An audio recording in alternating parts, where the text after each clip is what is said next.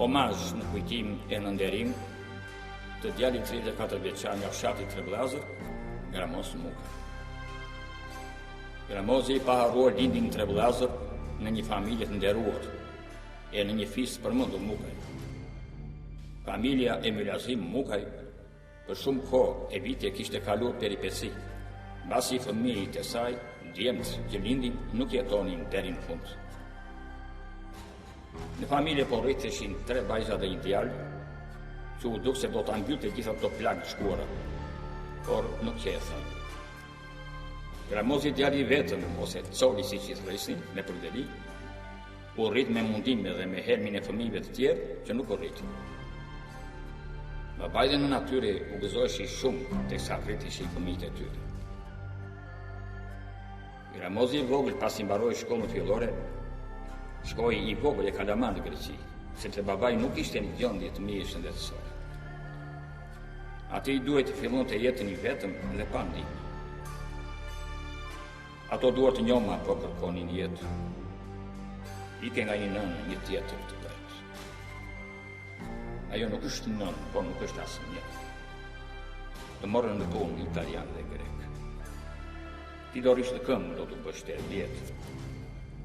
Kështu u largua nga shtëpia ky djali i vogël, e i parrytur, edhe i vetëm në rrugëve të botës, për të ndihmuar familjen.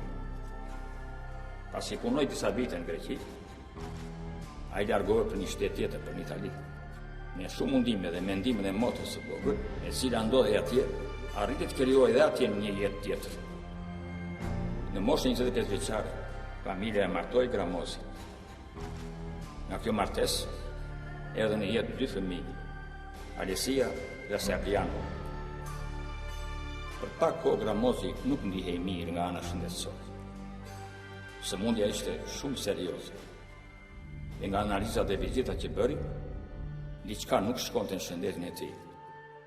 Nga amalgimi lajm me vin, Gramozi nuk ndihet mirë, provat lajmërojnë zi. Gramozi ishte djaltrim dhe kuzhintar. Ai nuk tregoi prindve dhe motrave. Pasi bëri një ndërhyrje në mbështetje të zezë, zbuloi se tumori i mallkuar po i merrte jetë.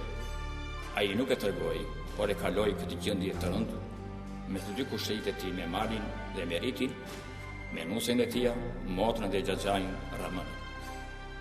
Por, kur e panë se gjendja ishte tepër serioze, lajmëruan babain dhe nënën dhe motrat e mjera që qanin dhe ulërinin.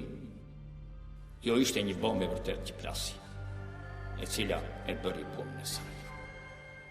Pas shumë përpjekjeve me mjekët e Torinos, ai nuk fitoi asgjë.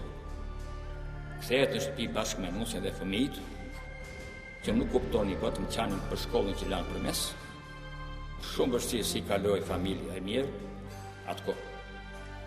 Ata humbasin e gjenin e vogël 1 vjeçar, ëngjëllin e vogël të lindur. E ja, në 7 prill, u mbet edhe të shtrojtin, djalin e vetëm të familjes Gramozi. Fatkeqësi e rëndë, iku ai djalë sa një mal. Iku e fytyrë e bukur njëllore, duke lënë dhimbje të mëdha dhe të pa përballueshme. Për babain e sëmur, për nënën e munduar, për motrat që kishin të vetëm, me nuk e gëzuar. Nusja që se pa të rinjtë e tyre. Fëmijët e vegjël që ngelen pa baba bonjak të pavëve. Për kushërinjtë e tij që se gëzuar, se duheshin shumë, dhe betoheshin për një tjetër. Për xhaxhain e tij që thoshte gjithnjë, e kam vulla dhe jo nik këtë djalë. Si u duruan këto dhëmbje të rënda. E mbuloi zia, bynjan po thuaj. Të nderuar prindër, motra të Gramozit, bashkëshortë e Gramozit, fëmijë, xhaxha dhe kushëri, ju bëj lutje të bëni kuraj.